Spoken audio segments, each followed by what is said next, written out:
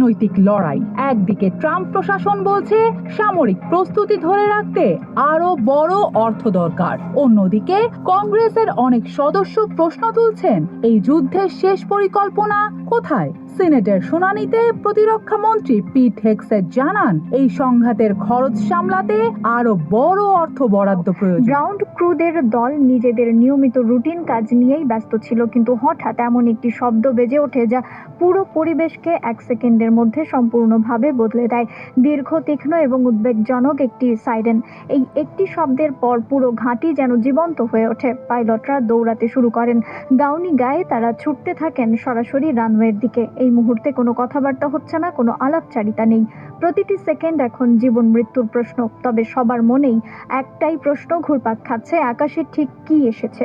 মার্কিন সেনাদের প্রাণ নেয়ার উৎসবে মেতেছে ইরান। ইসলামী বিপ্লবের দেশে হামলা চালিয়ে নিজের পায়ে নিজেই কুড়াল মেরেছে আমেরিকা। সূচনা করেছে দুঃস্বপ্নের অধ্যায়ের। প্রতিনিয়ত হারাচ্ছে একের পর এক সামরিক ঘাঁটি, যুদ্ধবিমান আর যুদ্ধরত সেনা।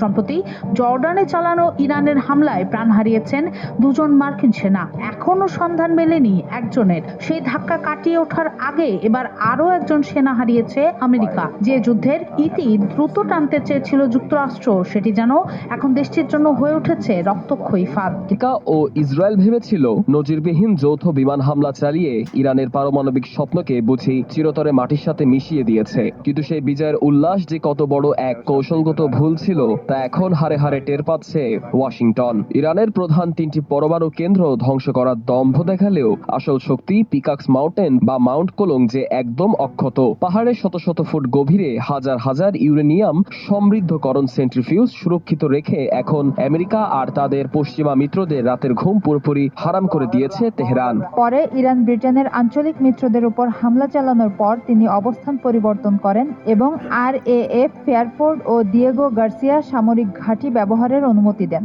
এদিকে যুক্তরাষ্ট্রের যুদ্ধ বিষয়ক মন্ত্রী পিট হেগসেট কঠোর হুঁশিয়ারি দিয়ে বলেছেন, ইরান যদি বাণিজ্যিক জাহাজ চলাচলে বাধা দেয় বা অঞ্চল জুড়ে হামলা অব্যাহত রাখে তাহলে যুক্তরাষ্ট্র 10 গুণ কঠোর সামরিক জবাব দেবে। বিশ্লেষকদের মতে নতুন এই সিদ্ধান্ত মধ্যপ্রাচ্যের সংঘাতকে আরো বিস্তৃত ও জটিল করে তুলতে পারে।